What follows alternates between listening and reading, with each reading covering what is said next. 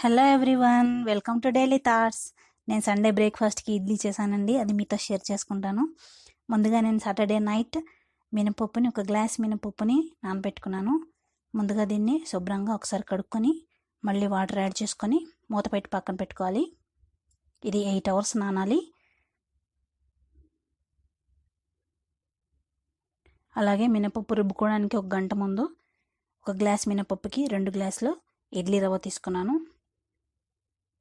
దీన్ని కూడా శుభ్రంగా ఒకసారి కడుక్కొని ఆ వాటర్ పారబోసేసి మళ్ళీ కొత్తగా వాటర్ పోసుకొని మూత పెట్టి పక్కన పెట్టుకోవాలి. 8 hours తర్వాత మినపప్పుని నేను మిక్సీ జార్లోకి తీసుకుంటున్నాను. మినపప్పులో ఉన్న వాటర్ అంతా నేను తీసేసాను.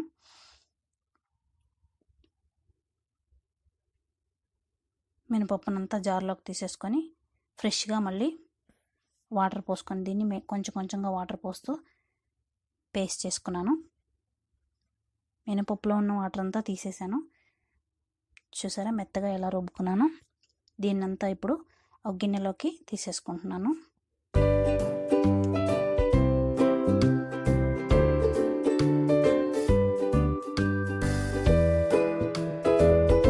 తర్వాత ఇడ్లీ రవ్వలో ఉన్న వాటర్ అంతా పిండేసుకొని ఇలా మినపపిండిలో కలిపేసుకుంటున్నాను.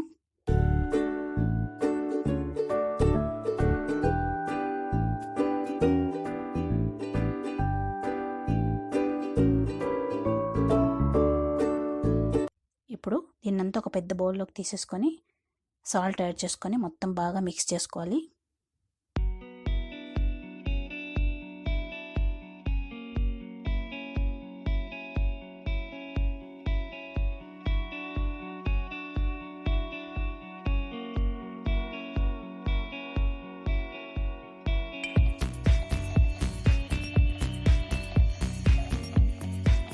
చూసారా ఇలా కలుపుకోవాలి. ఈ బ్యాటర్ని నేను ఇప్పుడు నైట్ అంతా నానబెడతాను. ముందుగా ఒక గిన్నెని పెట్టి అందులో ఈ బ్యాటర్ని పెట్టాను. పొంగినా కూడా కింద పడకుండా అలా చేశాను. అలాగే కుక్కర్ని నేను బోర్లించేసాను. కొంచెం పొంగడం కోసం ఇలా చేశాను. అలాగే నెక్స్ట్ డే మార్నింగ్ అంటే సండే బ్యాటర్ని కలుపుకుంటున్నాను ఇలాగా. ఇప్పుడు నేను ఇడ్లీ వేస్తాను. వీటిని ఇడ్లీ బౌల్ని పొయ్యి మీద పెట్టుకొని స్టవ్ ఆన్ చేసుకొని వాటర్ మరిగించుకోవాలి. ఒక గ్లాస్ వాటర్ పోసుకుంటే సరిపోతుంది.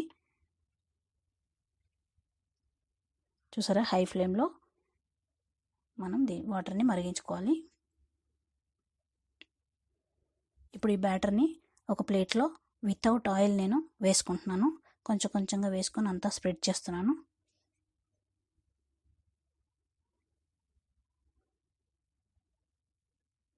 ఇంకొక ప్లేట్లో వెట్ క్లాత్ పైన నేను ఇడ్లీలు వేసుకుంటున్నాను. ఇడ్లీ పిండిని కొంచెం కొంచెంగా స్పూన్తో వేస్తూ అంతా స్ప్రెడ్ చేస్తున్నాను. ఇలాగా చూసారు కదా, అన్నీ ఇలా వేసేసుకున్నాను. తర్వాత ఇంకొక ప్లేట్లోకి నేను ఆయిల్ యాడ్ చేసుకొని బ్యాటర్ని వేసుకుంటాను. ఇలాగ కొంచెం కొంచెంగా డ్రాప్స్ వేసుకొని ఈ డ్రాప్స్ని అంతా ప్లేట్కి అలా స్ప్రెడ్ చేసేసి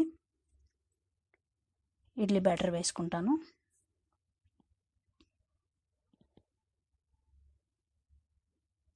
ఇలాగ స్పూన్తో కొంచెం కొంచెంగా వేసుకొని ఇలా స్ప్రెడ్ చేసుకోవాలి. చూసారు కదా, అన్ని ప్లేట్స్ కంప్లీట్ అయిపోయాయి. ఇప్పుడు నేను దీన్ని బాయిల్ అవుతున్న వాటర్లో పెట్టేస్తున్నాను. తర్వాత మూత పెట్టేసేసి హై ఫ్లేమ్లో 10 minutes దీన్ని మనం కుక్ చేసుకుందాం.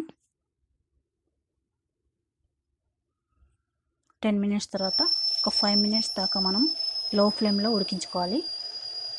ఆ తర్వాత 5 minutes తర్వాత మనం ఫ్లేమ్ ఆఫ్ చేసేసుకొని 2 minutes తర్వాత ప్లేట్స్ అన్నీ బయటికి తీసి ఇలా కాసేపు ఉంచాలి.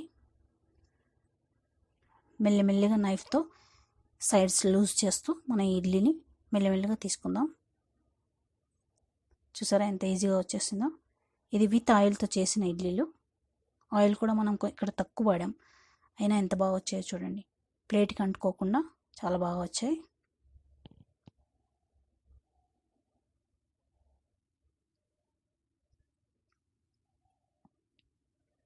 ఇవన్నీ మెల్లిగా ప్లేట్లోకి తీసేసుకుంటున్నాను.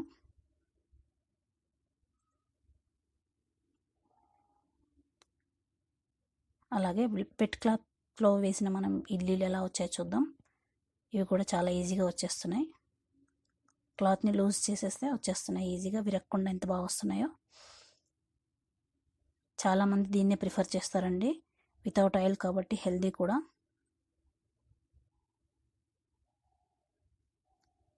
చాలా బాగా వచ్చాయి. ఇప్పుడు వీటిని నేను ఇడ్లీ పౌడర్తో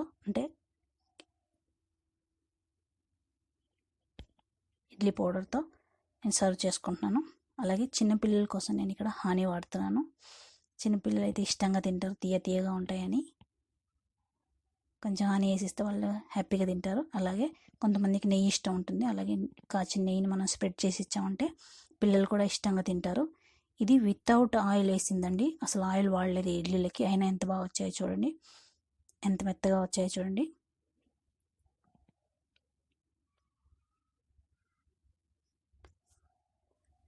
ఇప్పుడు దీన్ని ఇడ్లీ పొడిలో అద్దుకొని తినేసేయడమే, అంతే. ఈ వీడియో కనుక మీకు నచ్చినట్లయితే లైక్ చేయండి, షేర్ చేయండి, కామెంట్ చేయండి, సబ్స్క్రైబ్ చేయండి. Thank you.